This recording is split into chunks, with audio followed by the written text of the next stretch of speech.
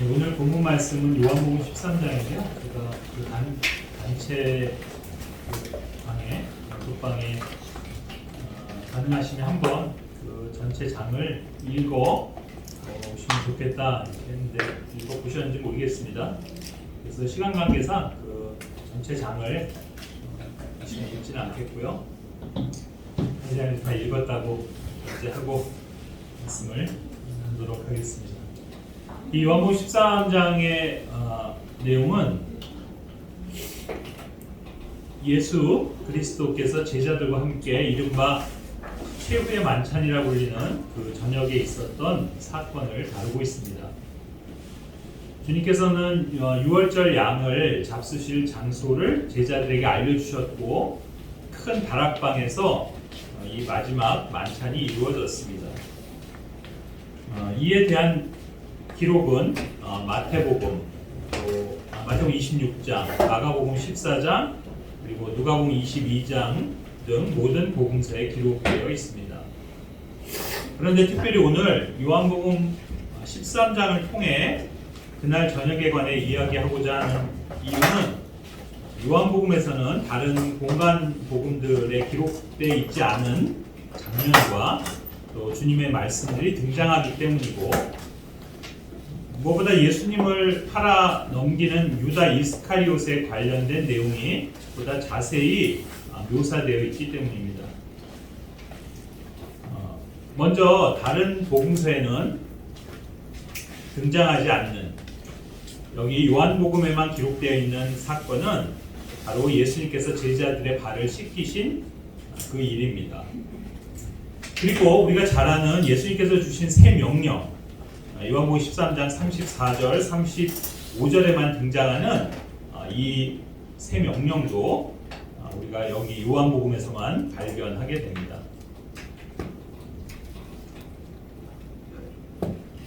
새 명령을 너에게 주노니 너희는 서로 사랑하라. 내가 너희를 사랑한 것 같이 너희도 서로 사랑하라 라는 그 내용이죠.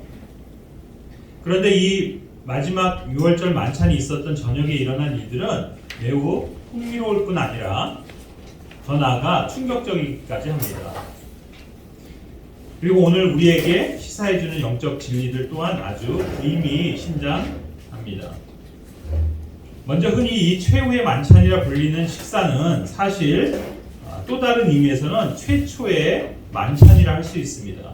왜냐하면 예수님께서 자기 제자들과 마지막으로 유월절 음식을 먹는 식사 자리였기에 그것을 최후의 만찬이라 부르는 동시에 그 식탁은 주의 만찬이라 불리는 또 다른 개념의 새로운 만찬으로 전환되기 때문입니다. 다시 말해 이 식사는 주의 몸과 주의 피를 보여주는 최초의 성찬식이다, 이렇게 말할 수 있을 겁니다. 그러니까 어린 양 예수 그리스도의 피의 예표였던 구약의 유월절이 이제 실제로 피 흘려 생명을 내어주는 하나님의 어린 양 예수 그리스도를 제시하는 새로운 절기로 바뀐 겁니다. 그래서 고린도전서 5장 7절과 8절에는 그러므로 너희는 누룩 없는 자들인즉 새 덩어리가 되기 위하여 묵은 누룩을 제거하라. 우리의 유월절 어린 양 곧 그리스도께서 우리를 위하여 희생물이 되셨느니라. 그러므로 우리가 그 절기를 지키되 묵은 누룩으로도 말고 악의와 사악함의 누룩으로도 말며 오직 순수함과 진실함에 누룩 없는 빵으로 하자라고 말씀하고 있는 겁니다. 그런데 이 새로운 만찬식엔 누룩이 없어야 함에도 불구하고 이 최초의 만찬식에는 가히 충격적이라 할 수 있을 만큼 큰 오점이 발견된다는 사실입니다. 그것이 무엇입니까? 지금 예수님은 그의 사랑하시는 제자들과 함께 한 상에 둘러앉아 빵을 먹고 음료를 마시고 계십니다. 그런데 잘 알다시피 그 자리에는 예수님을 배반하여 팔기로 마음먹은 유다 이스카리옷도 함께 있었다는 점입니다. 사실 유다가 예수님을 넘겨주기로 은밀히 약속한 거래가 이미 있었고, 그것을 실제 실행하기로 마음먹는 순간이 바로 이 마지막 식사 자리 중간에 일어났다는 사실입니다.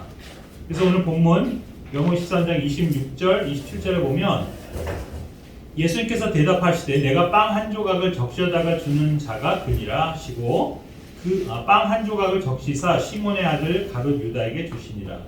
빵 조각을 받은 뒤에 사탄이 그 속에 들어가매 그때 예수님께서 그에게 이르시되 내가 하는 일을 속히 하라 하시니라. 여기 유다가 사탄에 의해 완전히 장악되는 순간은 아이러니하게도 주님이 건네주시는 그 빵 조각을 받아 먹을 때였습니다. 로마 카톨릭의 표현을 따라 이 빵 조각을 성체라 부른다면 과연 유다도 성체를 받아 먹었는지 아닌지에 대한 갑론을박이 많은데 카톨릭은 유다는 성체를 먹지 않았다고 주장합니다. 그 이유는 훗날 방식으로 말해 성찬식에 참석해 성체를 받아 먹었음에도 유다가 지옥으로 떨어졌다는 결말이 성립되는 걸 인정하고 싶어 하지 않기 때문입니다. 그러나 분명 확인하는 대로 유다는 그 식사 자리에 있었고 또 예수님께로부터 빵 조각을 건네받아 먹었던 것도 사실입니다. 그렇다면 유다도 그 식사를 끝까지 함께 참여한 것이라 이해해서 카톨릭 교리의 주장을 반박하는 사람들의 주장이 맞다고 봐야 할 것입니다. 그런데 저는 이 부분에서 개인적으로 약간은 다른 견해를 갖고 있는데 유다가 빵을 먹은 것은 사실로 보이지만 요한복음 13장 30절을 근거로 그는 빵만 먹고 예수님이 주시는 잔은 받지 못했다는 생각입니다. 거기 30절에 보면 그때 그가 빵 조각을 받고 곧 나가니 때는 밤이더라. 여기 빵을 받았다는 말만 있고 잔을 받았다는 말이 없는 이유는 예수님께서 빵과 잔을 동시에 돌리신 게 아니라 그 둘 사이에 약간의 시간차가 있었기 때문입니다. 즉 잔을 나누어 주신 것은 식사가 끝나는 시점이었다고 보여집니다.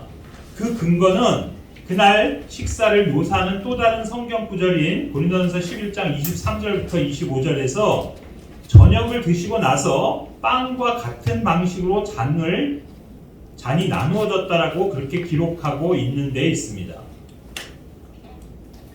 거기 25절에 보면 저녁 식사 뒤에 또 그와 같은 방식으로 잔을 잡으시고 After the same manner also he took the cup when he had supped. 이런 표현을 우리가 발견합니다.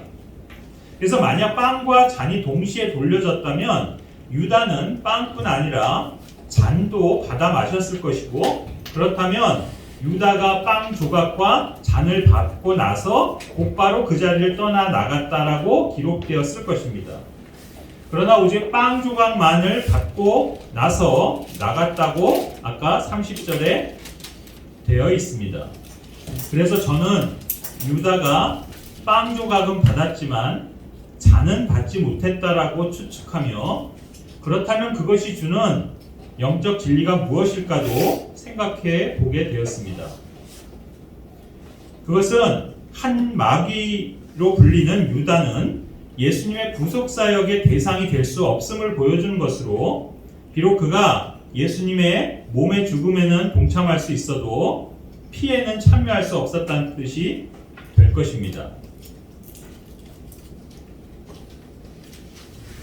이 진리를 영적으로 확대해 보면 오늘날도 믿지 않는 사람들이 죽어 지옥에 가는 많은 이유는 그들이 예수님의 죽음을 부인하거나 믿지 않아서가 아니라 실은 예수님의 피를 믿지 않기 때문입니다. 잘 한번 보십시오. 오늘날 얼마나 많은 사람들이 예수님의 죽음에 관해 이야기합니까? 교회나 성당에 다니는 사람치고 예수님의 몸이 십자가에 달려 죽으시고 장사되었고 또 부활했다는 사실을 믿지 않는 사람이 어디 있습니까? 그런데도 그중 상당수는 어쩌면 지옥에 떨어질 겁니다. 왠 줄 아십니까? 그 이유는 많은 사람이 예수님의 피는 믿지 않기 때문입니다. 다시 말해 예수님의 피가 구속을 가져다 준다는 사실에 무지하다는 겁니다. 그러므로 단순히 예수님의 몸이 죽었다는 사실을 믿는 것만으로는 완전한 구원을 가져오지 못한다는 사실을 기억해야 합니다. 구속, 곧 죄들의 용서는 오직 예수님의 피에 의합니다. 골로새서 1장 14절에 그분 안에서 우리가 그분의 피를 통해 구속, 곧 죄들의 용서를 받았도다 라고 선포하고 계십니다. 그래서 예수님께서도 단지 예수님의 살을 먹는 것만이 아닌 예수님의 피를 마셔야만 구원받을 수 있음을 말씀하신 겁니다. 어디서요? 요한복음 6장 53절부터입니다. 이에 예수님께서 그들에게 이르시되 진실로 진실로 내가 너희에게 이르노니 너희가 사람의 아들의 살을 먹지 아니하고 그분의 피를 마시지 아니하면 너희 속에 생명이 없느니라. 누구든지 내 살을 먹고 내 피를 마시는 자에게는 영원한 생명이 있나니 마지막 날에 내가 그를 일으키리라. 내 살은 참으로 양식이요 내 피는 참으로 음료이니 내 살을 먹고 내 피를 마시는 자는 내 안에 거하고 나도 그 안에 거하느니라. 그렇습니다. 예수님의 살을 먹는 것만으로는 안 됩니다. 예수님의 살을 먹고 또 그 피를 마셔야 하는 겁니다. 이 둘 모두가 필요 충분 조건입니다. 한 가지로는 불완전한 겁니다. 그런 면에서 유다가 비록 예수님의 빵에는 참여했다 해도 그분의 잔에는 참여하지 못했기에 그는 죄를 용서받을 수 없었습니다. 여기에 더해 유다 이스카리옷을 통해 설명할 수 있는 구원과 관련한 또 하나의 오해가 있습니다. 그것은 구원받기 위해서는 반드시 죄를 자백하는 과정, 즉 회개가 있어야만 구원받을 수 있다고 생각하는 겁니다. 그런데 알다시피 베드로가 예수님을 부인한 일에 대해 후회하고 뉘우친 것처럼 유다도 예수님을 팔아넘긴 것에 대해 후회했습니다. 여기 베드로와 유다가 각각 그들이 배신한 이후에 그 일을 후회한 것, 그 기록에 관련된 구절들을 제가 비교해 띄워놨는데 좌측의 베드로의 경우는 그가 이제 나중에 닭이 우는 소리 이후에 듣고서 자신의 세 번이나 예수님을 부인할 것을 말씀하셨던 그 예수님의 말씀을 기억해내고 그것을 생각하면서 밖으로 나가서 슬프게 울었다. 이렇게 마가복음, 마태복음, 또 누가복음 모두에 기록되어 있습니다. 반면에 예수님을 판 유다 역시도 마태복음 27장에 보면 3절부터죠. 그때 그분을 배반하여 넘긴 유다가 그분께서 정죄받으신 것을 보고 자신을 돌이켜 은 30개를 수제사장들과 장로들에게 도로 가져다 주며 이르되 내가 무죄한 피를 배반하여 넘기고 죄를 지었노라 하니 그들이 이르되 그것이 우리와 무슨 상관이 있느냐 내가 그것과 상관하라 하거늘 유다가 그 은들을 성전에 내던지고 떠나가서 스스로 목을 매니라. 이렇게 유다의 행적을 그 이후의 행적을 기록하고 있습니다. 그래서 사람들은 흔히 베드로는 진정으로 회개했지만 유다는 단순히 후회한 것이기 때문에 베드로는 용서받았고 유다는 용서받지 못했다라고 말합니다. 또는 유다는 단순히 후회만 했지만 베드로는 심하게 울었기 때문에 거기에도 차이가 있다라고 생각합니다. 그래서 어떤 사람들은 예수님을 믿을 때도 죄를 통렬히 뉘우치며 눈물로 회개하는 일이 있어야지만 전적으로 구원받을 수 있다고 여깁니다. 그러나 여기 그런 내용의 차이는 없습니다. 베드로나 유다 모두 자기가 한 행동에 대해 후회했고 또 회개했습니다. 사실 우리말로는 후회와 회개가 약간 다른 뉘앙스로 다가오지만 영어 단어는 repent입니다. 그렇게 보면 오히려 베드로에 관한 이 구절들에서는 그가 몹시 슬피 울었다고만 돼 있지 직접적으로 자백하거나 회개했다는 표현은 없습니다. 오히려 반면에 유다 이스카리옷은 그 회개했다는 뜻의 단어인 repent라는 단어가 직접적으로 거기 마태복음에 사용되고 있고, 또한 그는 자기에게 불의의 대가를 지불한 제사장들에게 다시 찾아가 자기가 무죄한 피를 흘렸다고 고백하면서 도로 그 돈을 돌려주기까지 했던 겁니다. 그래서 상세히 보면 오히려 유다가 더 진정성 있는 자백과 회개를 한 것처럼도 보입니다. 그럼에도 불구하고 베드로는 용서받았지만 유다는 그렇지 못했습니다. 그리고 베드로는 구원받았지만 유다는 지옥에 갔습니다.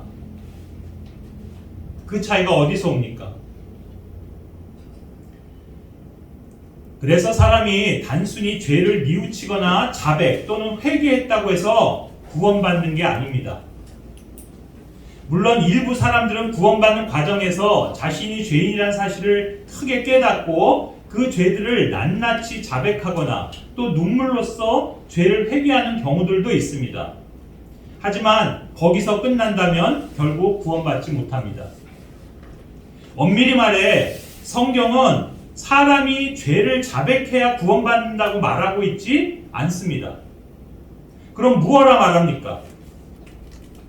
로마서 10장 9절 10절입니다. 예수 그리스도를 주로 믿고 시인하는 거다. 고백하는 거다라고 말씀하십니다.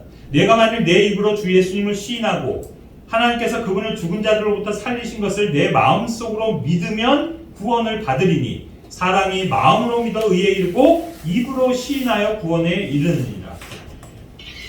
이 구절들에서 말하는 우리 한글로 시인, 명사, 또 동사로 시인하다 라는 뜻에 해당하는 단어가 영어로 confess, 또 명사형 confession인데 바로 앞서 우리가 흔히 자백하다 또는 고백하다 라는 말로 번역되는 단어입니다. 그렇다면 구원의 필수 조건은 분명 자백하고 고백하는 것이 맞기는 하지만 죄를 자백하는 걸 말하는 게 아니라 예수님을 고백하는 겁니다.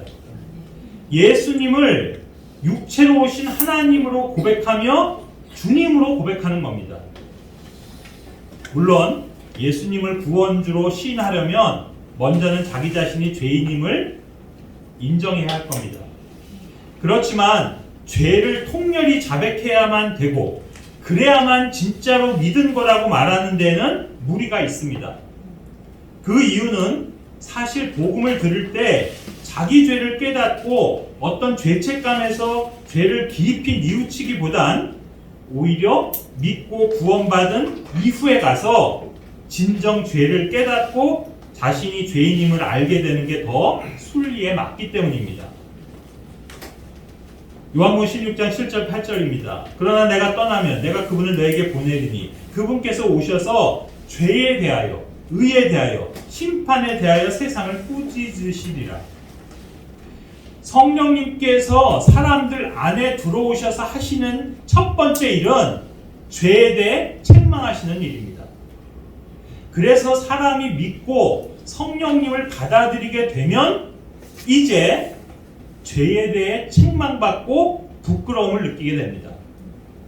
다시 말해 성령님을 소유하게 될 때 비로소 죄가 무엇인지 알게 되고 죄에 대한 부끄러움도 갖게 돼서 그 죄들에 대해 더 민감해지는 겁니다.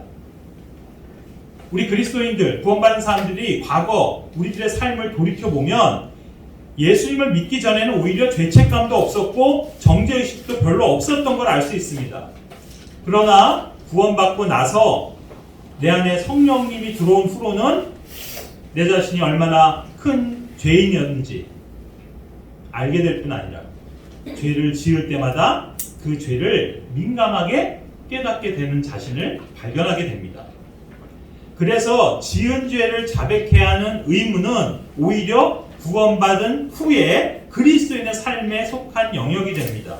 우리가 잘 아는 요한일서 1장 9절입니다. 만일 우리가 우리의 죄들을 자백하면 그분께서는 신실하시고 이로사 우리의 죄들을 용서하시며 모든 불의에서 우리를 깨끗하게 하십니다. 다시 본문의 그 유다 이스카리옷으로 돌아가 봅시다.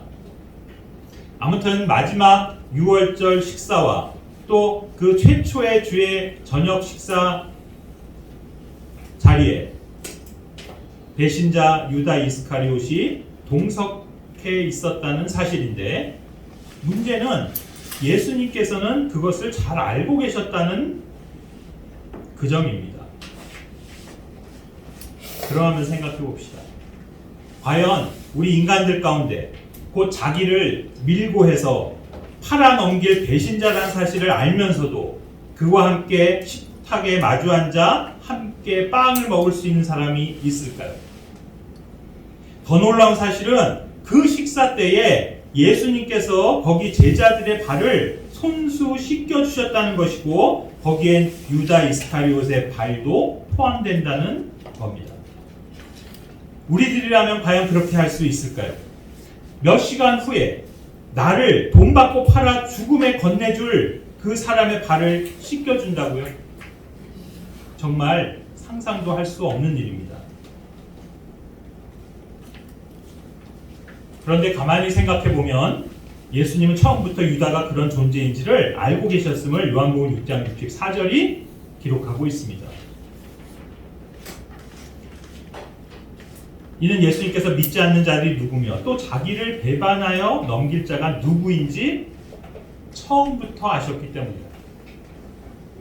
언제부터 아셨다고요? 처음부터 아셨습니다.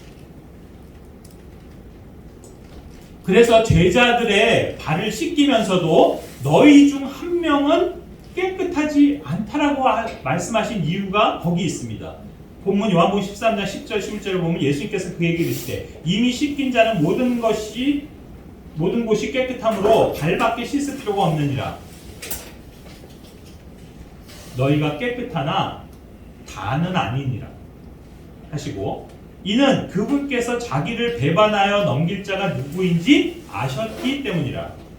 그러므로 그분께서 너희가 다 깨끗하지는 아니하니라 하시니라. 자, 이 구절들에 의하면 예수님께서는 유다가 예수님을 따라다니기 시작했던 그 처음 순간부터 그가 배반자가 될 것임을 아셨음을 보여줍니다. 그런데도 유다를 12사도에 포함시켰을 뿐 아니라 심지어는 그 예수님 제자 팀의 돈가방까지도 그에게 맡기셨던 겁니다. 그 본문 13장 29절에 보면 그들 중 어떤 이들은 유다가 가방을 가졌으므로 예수님께서 그에게 명절을 대비하여 우리에게 필요한 것들을 사라 하고 말씀하셨거나, 또는 그가 가난한 자들에게 무엇을 주어야 한다고 하신 줄 생각하더라고요. 유다가 이 제자들 가운데 했던 일이 뭡니까? 회계 담당이었습니다. 돈 관리를 했던 거예요. 그런데 요한복음 12장 6절에 보면 그가 가난한 자들을 염려하기 때문이 아니요 도둑임으로 가방을 맡아 그 안에 든 것을 가져갔기 때문입니다. 확인한 대로 유다는 제자들 안에서 돈 관리를 했던 인물이었습니다. 그런데 그는 그 돈에서도 횡령 착복하고 있었습니다. 그리고 예수님은 그가 그렇게 하고 있는 걸 다 알고 계셨던 겁니다. 그런데도 그를 3년 반 동안이나 자기 곁에 두셨고, 이제 그 배반을 결행하기로 최종 결심을 굳히는 마지막 식사 자리에서까지 그의 발을 씻기시며 또 그에게 빵을 떼어 건네주셨던 겁니다. 사실 어차피 유다는 처음부터 마귀며 살인자였고 예수님을 팔아넘기는 역할을 수행해야 하는 일종의 악당 주인공이었으니 예수님의 공생의 사역에 있어 필요악이라고 볼 수도 있을 것입니다. 그래서 이 최후의 만찬 자리에 유다가 끼어 있는 건 그렇다 칩시다. 그런데 진짜 더 참담한 상황이 뭔지 아십니까? 실은 유다뿐 아니라 그 마지막 식탁에 둘러앉아 있었던 나머지 11명의 제자들 역시 불과 몇 시간 후에는 한 사람의 예외도 없이 예수님을 부인하거나 숨거나 도망치는 일종의 또 다른 배신자들이 되었다는 사실입니다. 그들 모두는 예수님과 함께 한 상에 둘러앉아 예수님이 떼어주시는 빵을 받아 먹고 나눠주시는 그 포도주를 마셨습니다. 그리고 더 나아가 그 자리에서 예수님께 충성맹세를 다하기까지 했습니다. 요한복음 13장 33절에서 베드로는 그분께 이렇게 말했습니다. 주여, 어째 내가 주를 따라갈 수 없나이까? 내가 주를 위해 내 생명을 내놓겠나이다. 지금 베드로는 예수님을 위해 자기 생명을 내놓겠다라고 호언장담하고 있는데 예수님의 반응이 뭔지 아십니까? 그가 생명을 내놓는 건 고사하고 오늘 새벽닭이 울기 전에 3번이나 네가 나를 부인할 거라고 그렇게 말씀하신 겁니다. 38절에 내가 나를 위해 네 생명을 내놓겠느냐? 진실로 진실로 내가 이르노니 숫닭이 울기 전에 내가 3번 나를 부인하리라. 자, 새벽이 오기 전이라면 지금 이 대화를 나누고 있는 시간으로부터 불과 6시간에서 길게 잡아야 8시간도 채 지나기 전인 겁니다. 이렇듯 배신은 충성서약을 보인 후 고작 몇 시간 만에도 손바닥 뒤집듯이 쉽게 일어날 수 있다는 사실을 보여주며 바로 그런 존재가 인간이라는 겁니다. 어쨌든 예수님은 자신의 마지막 식탁에 함께한 그 모든 제자들이 얼마 지나지 않아 다 배신자들로 돌아설 것을 알고 있었다는 사실입니다. 그런데도 예수님은 그들과 함께 드셨고 심지어는 그들의 발을 씻기셨으며 1절에서 밝히고 있는 것처럼 그들을 끝까지 사랑하셨습니다. 이것이 진정 가능한 일입니까? 얘기했듯이 만약 우리 같은 인간들이라면 어떻겠습니까? 나와 함께 만찬상에 마주 앉은 형제가 곧 나를 배신할 것을 안다면 그렇게 할 수 있겠습니까? 쉽지 않을 겁니다. 그런데 실은 그 최초의 주의 만찬식석과 같은 상황들이 오늘날 교회들 안에서도 많이 일어난다는 사실입니다. 함께 주의 만찬상에 참여했던 어떤 그리스도인들이 곧 교회를 대신하고 떠나는 것입니다. 성도들에 대한 배신이 주님께 대한 배신은 아니라고 사람들은 믿고 싶어 하겠지만 여하튼 얼마 전까지 같이 주의 만찬에 참여했던 사람들이 더 이상 그 동일한 식탁에 함께 앉을 수 없는 상태로 나아가는 일들이 비일비재하게 일어난다는 것입니다. 그렇게 보면 누가 되었든 아마 어쩌면 내가 될 수도 있을 것이지만 항상 주의 만찬상엔 잠재적인 배신자들일 수 있다는 사실입니다. 그래서 제가 깨달은 교회에 대한 한 가지 서글픈 진실은 교회란 잠재적 배신자들과 함께 주의 상에 둘러앉아 먹고 마시는 것이라는 겁니다. 그래서 매우 뜻밖의 깨달음을 얻게 되는데 주의 만찬식을 통해 우리 주님께서 베푸시는 그 은혜는 어쩌면 우리가 생각하는 것보다 훨씬 더 놀라운 것일지 모른다는 겁니다.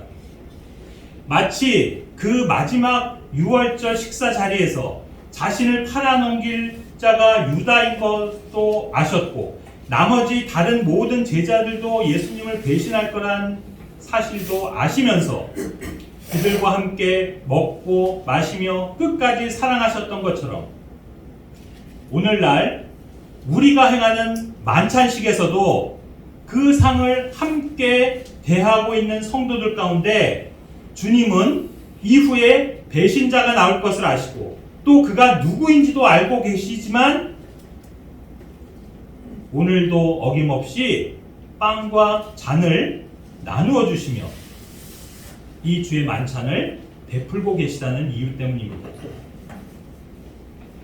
달리 말해 우리는 매주 주의 만찬식을 통해 과거에 하나님을 배반하고 형편없이 살았던 나를 예수님이 받아주셨던 그 사랑과 은혜에 대해서만 감격하고 감사하는 시간으로 여기겠지만 어쩌면 그 이상의 의미가 있는데 그건 앞으로 주님을 부인하거나 교회를 배반함으로 형편없을지도 모를 나를 지금 받아주고 계신 겁니다. 그리고 주님에 대한 그 배반은 먼 훗날의 얘기가 아니라 주의 만찬에 그렇게 감격스럽게 참여한 바로 그 당일에 일어날지도 모르는 겁니다. 제가 지금 계속해서 배신이니 배반이라는 말을 쓰니까 굉장히 대단하고 심각한 일로 받아들이실지 모르겠으나 실은 우리의 하루하루 일상에서도 주님을 마음에서 배신하고 배반하는 일들이 다반사인 겁니다. 정말이지 얼마나 우리는 그런 경험을 많이 하면서 살아가고 있습니까? 일요일 오전에 주의 만찬상 앞에서 구원을 감격해하며 주의 빵과 잔에 참여할 때 우리는 주 앞에서 새로운 각오와 결심을 합니다. 오 주님, 제가 앞으로 주님만을 위해 살겠습니다. 이번 돌아오는 한 주에는 제가 주님께만 순종하고 주님 곁에 꼭 붙어 있겠습니다. 심지어는 베드로처럼 주님, 주께서 오시는 날까지 내 목숨을 내놓고 주님을 위해 살아가겠습니다. 이렇게 맹세까지 하지 않습니까? 그런데 어쩌면 그런 나를 향해 주님은 이런 식으로 말씀하실지도 모릅니다. 그러냐 경천아, 네가 진정 내게만 순종하고 나를 위해 네 생명을 내놓겠느냐? 근데 너 이따가 오늘 교회 모임을 파하고 집으로 돌아가는 길에 차 안에서 네 아내와 말다툼을 하게 돼. 너는 불같이 화를 내고 소리를 지르게 될 거고 씩씩거리면서 집에 들어가게 될 거야. 그래서 오늘 저녁 너네 집안 분위기는 찬바람이 부는 게 마치 저기 알래스카처럼 얼어붙는 최악의 상황이 될 거고 너는 한 이틀 동안 너무나 화가 난 나머지 나한텐 말도 붙이지 않을 거야. 그게 바로 지금 내 빵을 떼서 먹고 있는 너의 5시간 후의 모습이다. 또는 이러지 않으실까요? 그러냐? 네가 지금 내 말에 이렇게까지 감격해하고 그렇게 하니 고맙고 내 말들을 마음에 간직하고 살아가겠다고 맹세해주니 참 좋구나. 근데 너 이거 아니야. 사실 너는 오늘 오후에 집에 돌아가자마자 컴퓨터 게임을 시작해. 잠자리에 들 때까지 신나게 게임에만 열중한 나머지 지금 네가 한 말이나 오늘 내가 한 모든 그 약속을 또 네가 한 그 말들을 다 까먹게 될 거란다. 그 일은 불과 지금으로부터 한 6시간쯤 후인 바로 오늘 저녁에 네 상태라는 걸 나는 이미 잘 알고 있단다. 그렇지만 나는 그래도 네가 지금 내 빵을 받아먹고 내 잔을 마시는 모습을 보니 기쁘고 그런 너를 지금도 사랑하며 너를 용납한다. 어떻습니까? 주의 만찬에 참여한다는 것이 여러분 삶에 늘 승리를 가져다주는 긍정적인 공식으로 작용합니까? 사실은 주의 만찬에 반복적으로 참여하면서도 우리의 모습은 늘 실수하고 실패하고 또 주님을 마음에서 배반하기를 반복합니다. 그럼에도 불구하고 주의 만찬이 아니라면 주님의 용서와 관용 그리고 내게 하셨던 그 약속들을 기억함으로 회복하는 일들이 더 어려울 것입니다. 예수님을 배반했던 베드로가 어떻게 돌이키게 됩니까? 바로 이 만찬석상에서 예수님이 내가 닭이 울기 전에 나를 3번 부인할 거라 했던 그 말들을 떠올렸기 때문입니다. 마태복음 26장 75절을 대표로 한 구절 올려놨는데 거기 보시면 내가 나를 3번 부인하리라 하신 예수님의 말씀 곧 그분께서 자기에게 하신 말씀을 기억하고 나가서 비통하게 오니라. 그러니까 어쩌면 우리도 매주 참여하는 만찬 예배 시간에 주님으로부터 그 교회를 통해서 들려주시거나 또는 직접 성령님의 음성으로 듣게 되는 말씀들을 간직하고 기억할 수 있다면 이후에 혹 내가 주님을 배반하는 사태가 온다 해도 다시 주님께로 회복될 수 있는 근거가 쌓여가는 것일지도 모릅니다. 반면에 어떤 사람들에게는 주의 만찬 시간이나 그리고 그 시각에 듣게 되는 주님의 말씀들이 오히려 그 마음을 더 강팍하게 하고 악하게 만드는 부정적인 작용이 될 수도 있음을 발견하게 됩니다. 바로 이 본문의 말씀에 그 자리에 있던 유다 이스카리옷의 경우처럼 말입니다.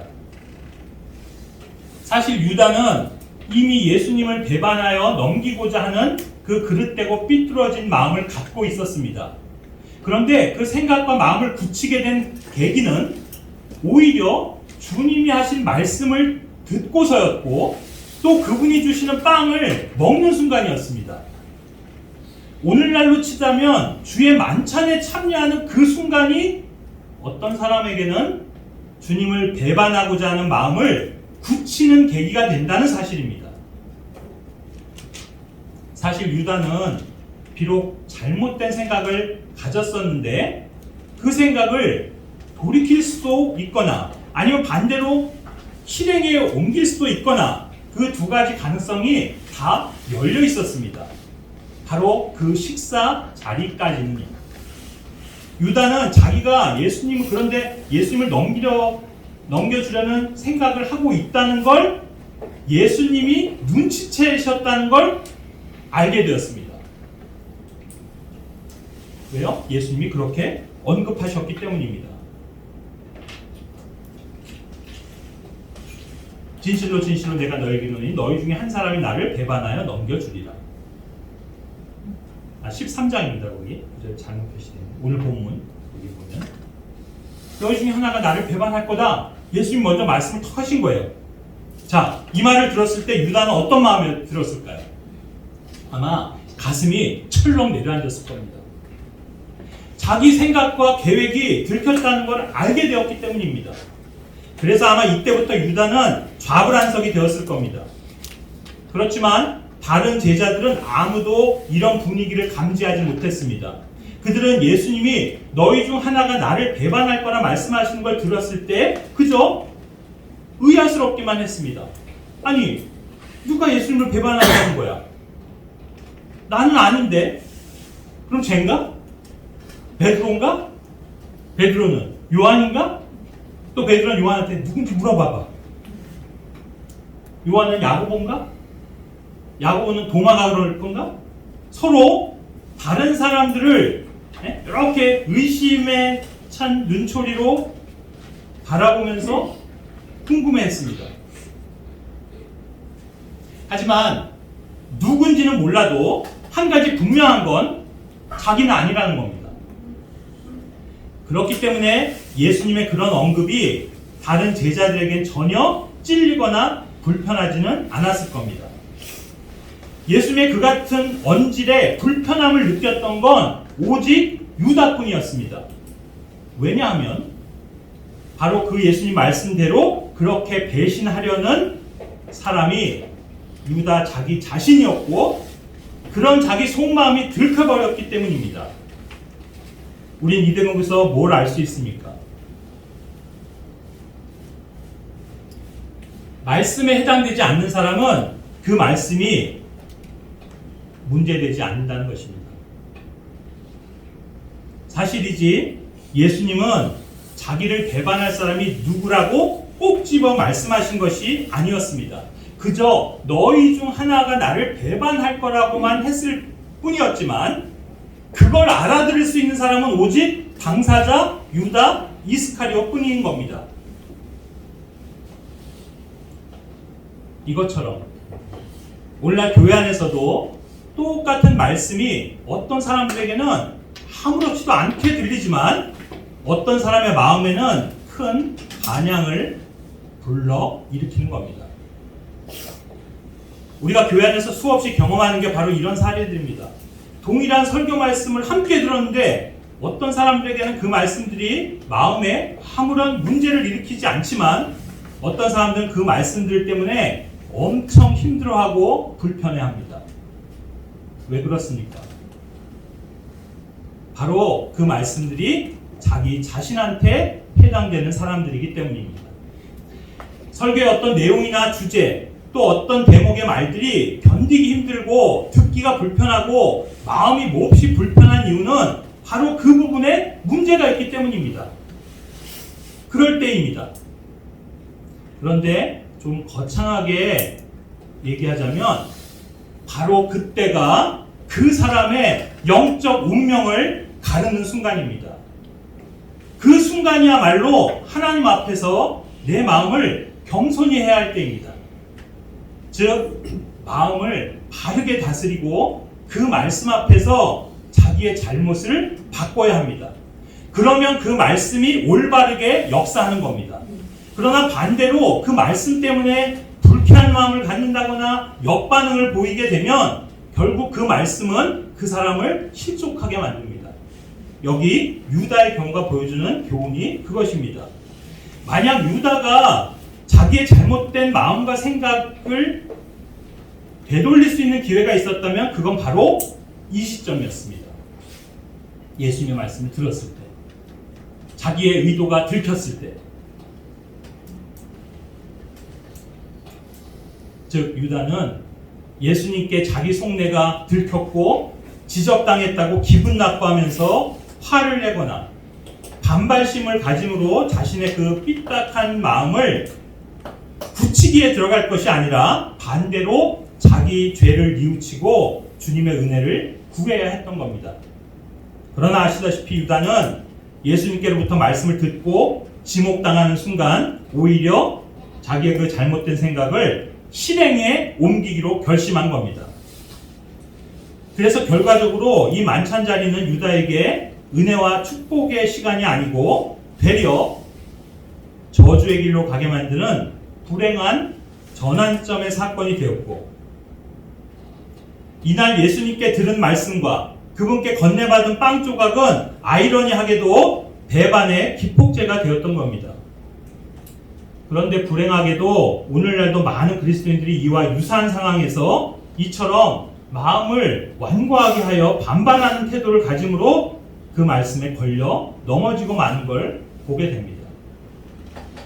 저 역시 그런 사례들을 교회 생활하면서 많이 경험했지만 특별히 아주 오래전 사건인데 기억나는 일이 하나 있습니다. 30년도 더 가까이 된 일이에요. 우리 아버님이 인도하시던 교회 시절의 이야기입니다.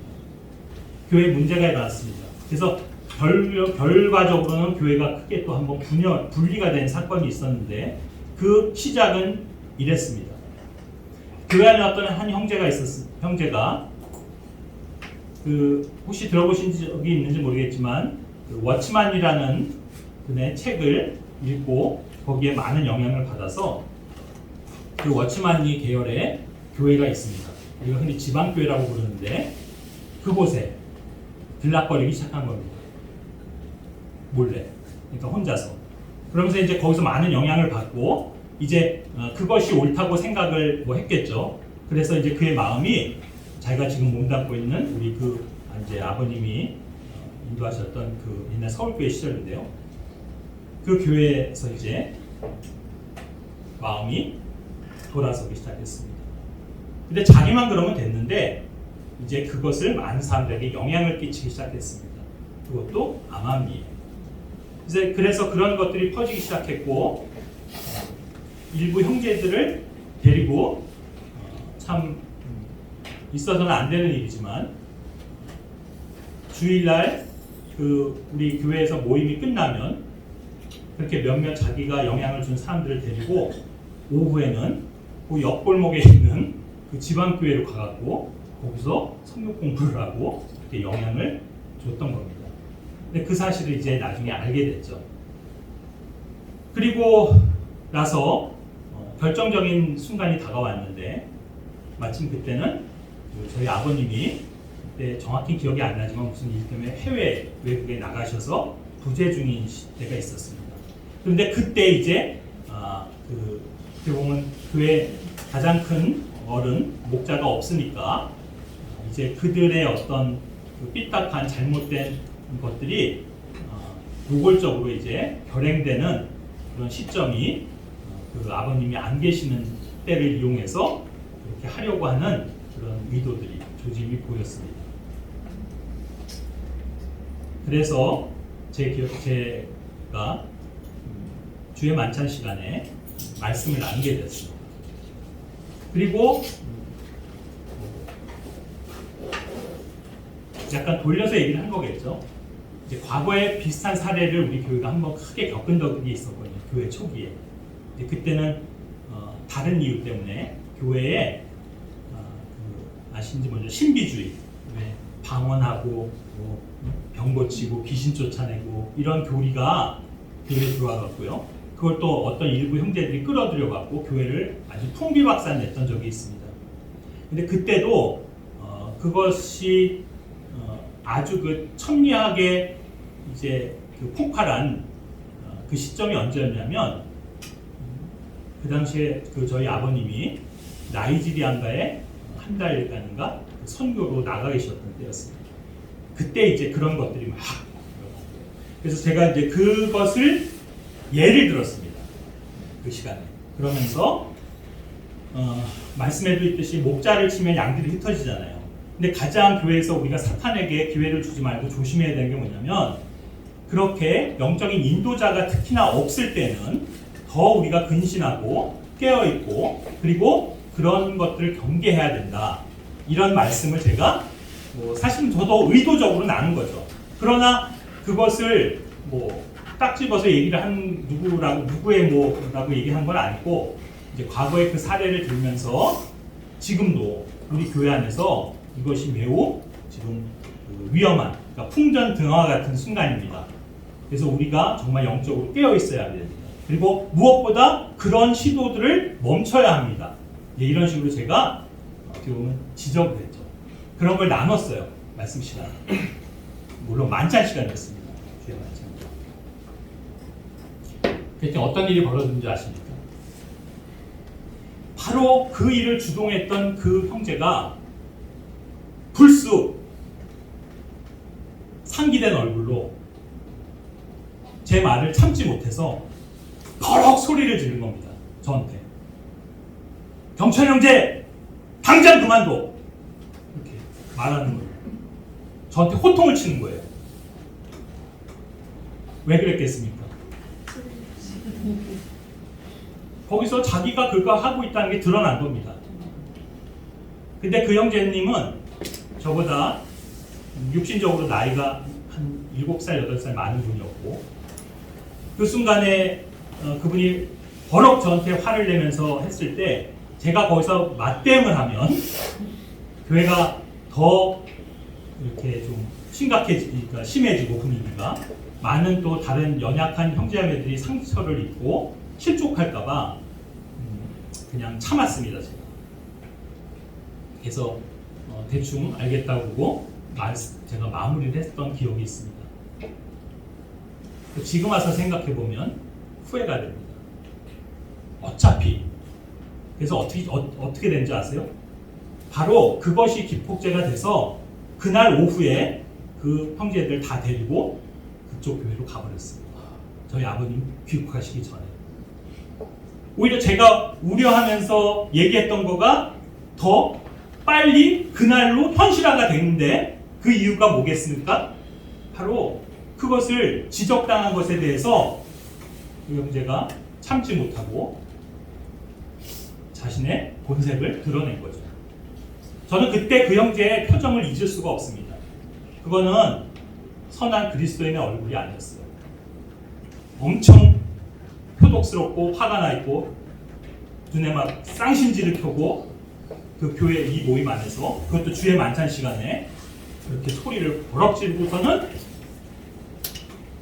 교회를 그런 어려움 속으로 몰아 넣은 겁니다.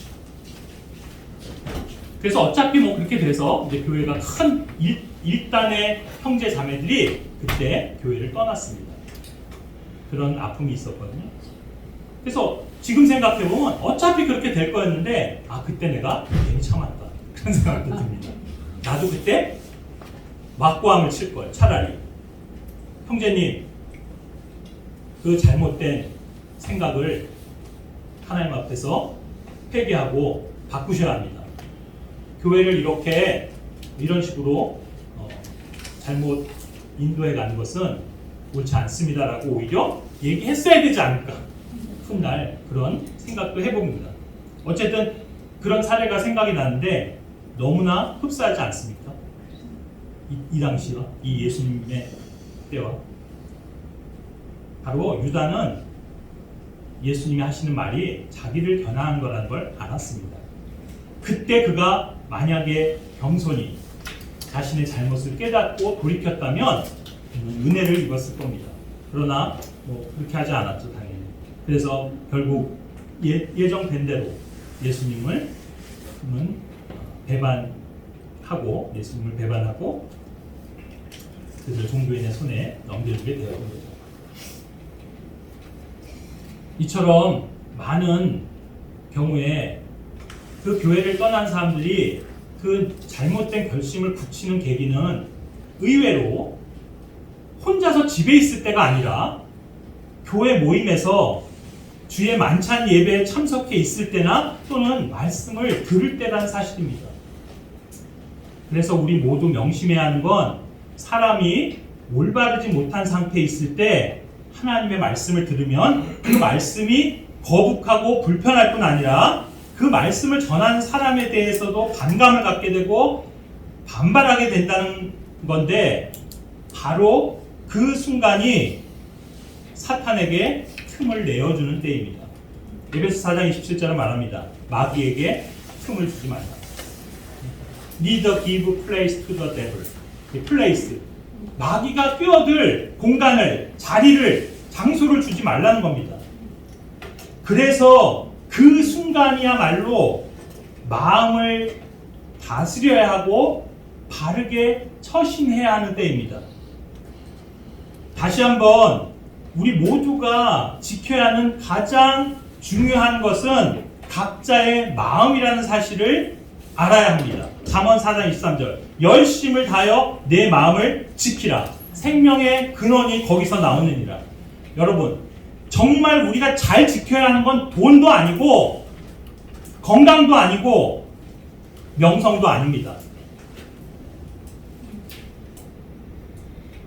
우리가 가정을 지키고 교회를 지키고 다 마찬가지입니다. 물론 이런 것들 다 중요하죠.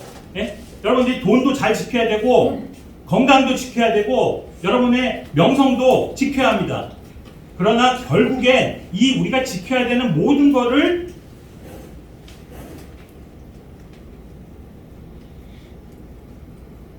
지키지 못하게 되는 경우는 사실 마음을 올바로 지키지 못할 때입니다. 하나님께서 아담을 에덴 동산을 지키는 동산지기로 삼았는데 창세기 2장 15절에 보면 그를 동산에 놓으시고 동산을 가꾸게 하셨고 지키게 하셨는데 결국 그가 동산을 지키는데 실패하고 그 동산을 잃어버린 것은 사실 그가 동산을 지키는 거에 실패한 게 아니라 자기 마음을 지키는 거에 실패했기 때문입니다. 마찬가지입니다.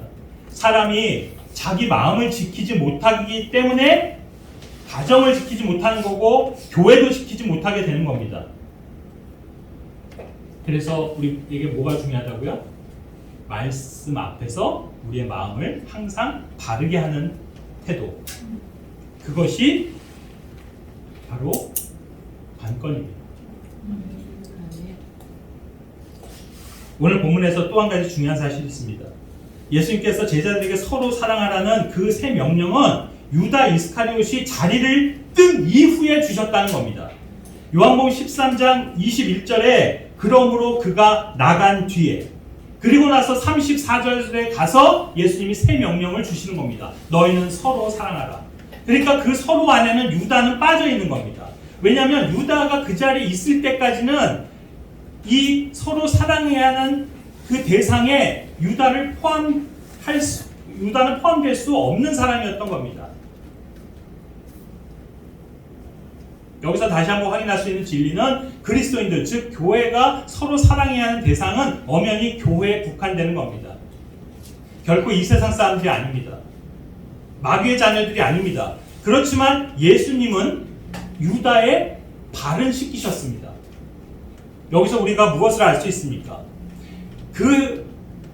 그것은 사랑의 행위가 아니라는 뜻입니다. 즉 그의 발을 씻기는 행동은 겸손과 섬김이라고 할 수는 있지만 사랑의 의미는 아닌 겁니다. 그러므로 사랑과 겸손은 그 출처가 서로 다릅니다. 또한 사랑과 섬김도 항상 서로 일치하는 등식은 아닙니다. 물론 당연히 사랑해서 섬기는 경우도 있지만 사랑 없이도 섬김은 충분히 가능한 겁니다. 그렇다고 사랑하는 마음이 없으면서도 섬김을 보인다 해서 그것 또한 잘못된 것도 아닙니다. 그러니까 오늘날 우리도 이 세상 불신자들을 선대할 수 있고 또 겸손한 자세로 대할 수 있습니다. 그리고 어떤 실제적인 섬김과 봉사의 행위를 베풀 수도 있습니다. 그 이유는 이 세상 불신자들을 향한 겸손한 태도나 또 봉사하는 선행들의 그 동기가 사랑과는 무관하기 때문입니다. 다시 말해 사랑하지 않지만 섬겨주거나 선행을 보이는 것 또한 그리스도인이 지녀야 하는 덕목들입니다. 제가 봐서 오늘 이 본문을 계속 가지고 다음 시간에 그래서 이 발을 씻긴 부분, 겸손에 대해서 좀 말씀을 드려볼까 하는 생각이 있는데, 겸손은 사실 사랑이 나오는 동기와는 전혀 다르다는 걸 먼저 말씀드리고 싶습니다.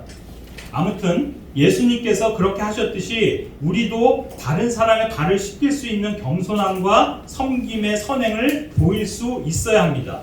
그것이 믿는 자들 사이에서는 뭐 당연한 거고, 믿지 않는 이웃이나 심지어 여기 유다처럼 원수같이 여기는 자들에 대해서도 그렇게 할 수 있어야 합니다. 왜냐하면 예수님께서는 유다의 발을 씻기셨을 뿐 아니라 유다가 있는 상태에서 너희끼리도 서로 발을 씻어주는 것이 마땅하다라고 하셨기 때문입니다. 13장 14절에서요. 하지만 유다가 있는 상태에서는 서로 사랑하라고는 말씀하지 않으셨습니다. 이 차이를 구분하실 수 있으시겠습니까? 그래서 이제 겸손해야 하는 부분, 그것이 어떤 마음과 동기에서 나오는 것인지, 그리고 그 겸손이 갖는 의미가 얼마나 중요한 것인지를 다음번에 그 사건을 통해서 한번 나눠보도록 하겠습니다. 왜냐하면 바로 예수님께서 그 겸손의 실제 샘플을 우리에게 그 사건을 통해서 보여주셨기 때문입니다. 그 사건이야말로 예수님이 정말 얼마나 겸손하신 분이신지를 보여주는 사건이거든요. 그리고 그분이 스스로 밝히셨듯이 이 땅에, 이 세상에 오신 목적이 섬김을 받으러 온 것이 아니고 섬기러 왔다는 것을 증명하신 사건이기 때문입니다. 뭐가요? 제자들의 발을 씻긴 거예요. 그게 별거 아닌 것 같죠? 그러나 가만히 한번 묵상해 봅시오. 정말로 대단한 일입니다. 왜요? 가장 높으신 창조주신 하나님이신 예수께서 가장 낮고 가장 더러운 인간의 그 신체 중에서도 가장 아랫부분에 있고 가장 더러워지기 쉬운 발을 손수 씻기셨습니다. 그런 겸손을 과연 이 세상 다른 데서 누구에게서 발견할 수 있습니까? 그래서 이 사건은 우리에게 겸손을 가르쳐주고 또 섬김의 자세를 가르쳐줍니다. 그래서 우리가 그것을 통해서 또 다른 어떤 말씀의 은혜들을 축복을 나누고자 하는 그런 마음이 있는데, 오늘 어쨌든 이 말씀들을 통해서 다시 한번 강조드리고 싶은 것은, 앞으로 여러분이 교회 생활 하시면서 항상 여러분의 상태가 좋은 것이 아니고 나쁠 때도 있고 한데, 특별히 나쁠 때 여러분이 교회에서 말씀을 듣게 되면 그 말씀들이 여러분의 전곡을 콕콕 찌를 것이고 여러분을 엄청 불편하게 할 것이고 정말 여러분이 당장 뛰쳐나가고 싶을 그런 마음이 들 정도의 순간도 올 수 있지만, 바로 그때가 하나님 앞에서 내 마음을 가장 겸손하게 바르게 지켜야 하는 때라는 것을 잊지 않으셨으면 좋겠다 하는 말로 마무리를 하겠습니다. 기도하겠습니다.